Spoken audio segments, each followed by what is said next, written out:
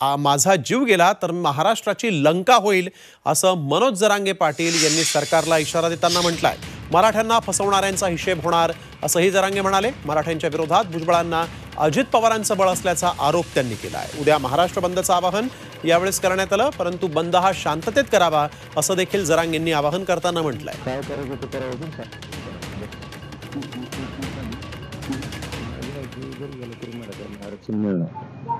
घराघरातल्या मराठीला आरक्षण दिल्याशिवाय मी माझा आठवू शकत नाही. माझा जीव गेल्यावर सरकार महाराष्ट्रात राहील, मंत्री आमदार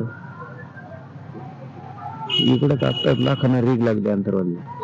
माझा जीव गेल्यावर हे घरी राहतील काय आमदार मंत्री खासदार श्रीलंकेसारखं नाही व्हायचं. दुसरे श्रीलंका महाराष्ट्रात होईल ना लगेच.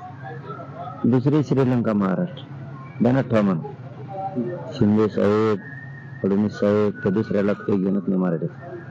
दुसरी श्रीलंका महाराष्ट्रात दिसेल तुम्हाला.